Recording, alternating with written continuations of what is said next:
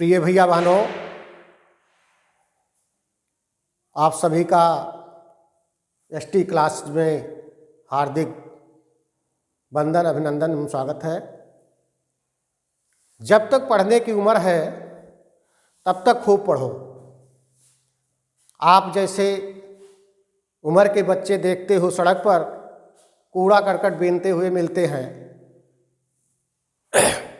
ऐसे बच्चों देश में क्या कर सकते हैं।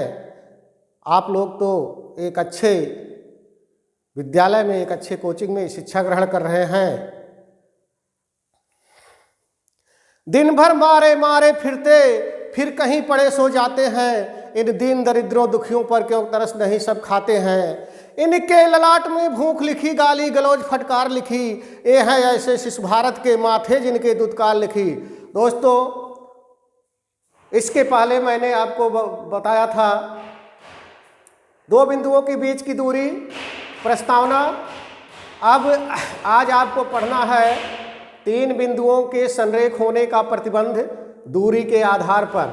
वैसे संरेख तो त्रिभुज के क्षेत्रफल पर ही होता है। अगर त्रिभुज का क्षेत्रफल 0 हो जाता है तो बिंदु संरेख होते हैं। लेकिन यहाँ देखिए, जैसे मान लीजिए आपका एक प्रश्न है, सिद्ध कीजिए कि ए का निर्देशांक -3, बी का निर्देशांक 7, -2 और सी के निर्देशांक 1, है। अब इनको संरेख दिखाना, अर्थात एक सीधी रेखा में दिखाना है। एक सीधी रेखा में दिखाने के लिए ये होगा कि अगर AC के बीच की दूरी प्लस BC के बीच की दूरी बराबर AB के बीच की दूरी अगर आ जाता है तो यह तीनों बिंदु एक संरेख में होंगे। अगर ये बिंदु एक सीध में नहीं है, मान लीजिए हम ऊपर होता है तो एक त्रिभुज बनाएंगे, अन्यथा त्रिभुज नहीं बनाएंगे। देखिए अब AC के बीच की दूरी, अगर AC के बीच की दूरी आप निकालेंगे तो देखिए इसका पहला माइनस इसका पहला, -3 -1 का होल स्क्वायर, इसका दूसरा माइनस इसका दूसरा, 3 -1 का होल स्क्वायर। अब -3 -1 का होल स्क्वायर -4 का होल स्क्वायर, और 3 में से -1 जाएगा तो 2 होगा, 2 का स्क्वायर, अर्थात AC बराबर हो गया √4 का वर्ग 16 और 2 का वर्ग हुआ 4। AC बराबर हो गया 16 4 20, और 20 को हम लिख सकते हैं 4 × 5, 4 का वर्गमूल 2 हो जाएगा और √5, अर्थात AC के बीच की दूरी आएगा 2√5 मात्रक। इसी प्रकार हम BC के बीच की दूरी निकालेंगे, इसका पहला माइनस इसका पहला, देखो 7 -1 का होल स्क्वायर प्लस इसका दूसरा माइनस इसका दूसरा -2 और -1 का होल स्क्वायर, अर्थात 7 में से 1 गया तो वो 6 का स्क्वायर और -2 -1 जोड़ेंगे तो -3 का स्क्वायर।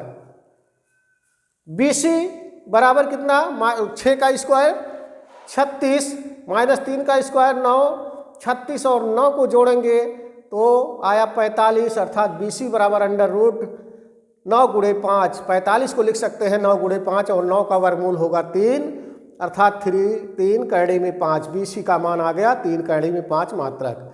अब देखिए AB के बीच की दूरी, AB के बीच की दूरी, A और B के बीच की दूरी, इसका पहला माइनस इसका पहला, अर्थात -3 -7 का होल स्क्वायर, इसका दूसरा माइनस इसका दूसरा, ये माइनस है तो प्लस हो जाएगा 3 + 2 का होल स्क्वायर, -3 और -7 को जब जोड़ेंगे तो -10 का स्क्वायर, और 3 2 कितना हुआ 5 का स्क्वायर, -10 का स्क्वायर करेंगे तो 10 × 100 और 5 का स्क्वायर करेंगे तो 5 × 5 = 25, 100 और 25 को जोड़ेंगे तो 125 हुआ।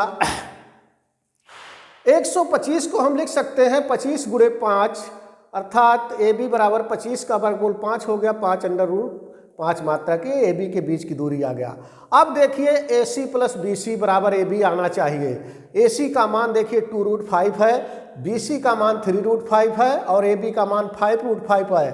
यहाँ 2√5 और 3√5 को जब जोड़ेंगे तो ये हो जाएगा 3 2 5, 5√5 और ये 5√5 है। अतः AB और C संरेख बिंदु हैं, कोलिनियर पॉइंट हैं। अब देखिए दूसरा प्रश्न, यदि आप दूसरा प्रश्न आपका इस तरह दिया है कि यदि बिंदु 3, x और -2, -6 के बीच की दूरी 13 मात्रक है तो x का मान ज्ञात कीजिए। देखिए 3 कामा x और -2 कामा -6 के बीच की दूरी बराबर 13 मात्रक। इसके बीच की दूरी, इसका पहला माइनस इसका दूसरा, देखो 3 + 2 का होल स्क्वायर, और इसका दूसरा x है, इसका दूसरा -6 है, माइनस माइनस प्लस हो जाएगा x + 6 का होल स्क्वायर। ये 3 2 5 हो गया, 5 का स्क्वायर और x + 6 का स्क्वायर बराबर 13। अब दोनों पक्षों का अगर हम वर्ग करेंगे तो देखिए 5 का स्क्वायर प्लस x + 6 का होल स्क्वायर वर्ग करेंगे तो अंडर रूट हट जाएगा, इधर 13 का स्क्वायर हो गया। अब x + 6 का होल स्क्वायर बराबर 13 का स्क्वायर माइनस 5 का स्क्वायर, 5 उधर गया तो माइनस हो गया।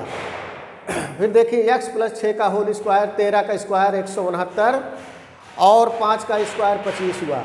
x + 6 का होल स्क्वायर बराबर 169 में से 25 गया 144, और x + 6 का होल स्क्वायर बराबर ±12 का स्क्वायर। ये देखिए 144 ± 12 का स्क्वायर है। अब इसका आधार x + 6 है, इसका आधार ±12 है। आधार की तुलना करने पर x + 6 और बराबर ±12।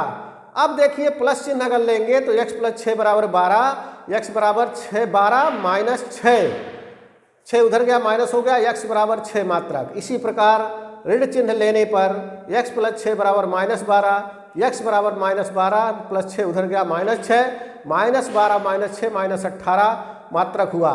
x बराबर 6 कामा -18, x का मान या तो 6 हो सकता है या -18 हो सकता है, दोनों हो सकता है। आपको बताया गया था कि वर्ग कैसे सिद्ध करेंगे, समचतुर्भुज कैसे सिद्ध करेंगे। अब देखिए समांतर चतुर्भुज और आयत में क्या कैसे हम सिद्ध करेंगे। देखिए ये समांतर चतुर्भुज है और ये आयत है।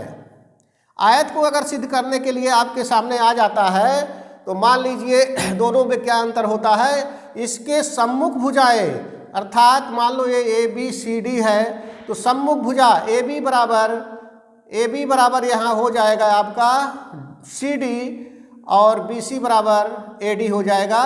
लेकिन इसके विकर्ण जब निकालेंगे तो विकर्ण आपस में बराबर नहीं आएंगे।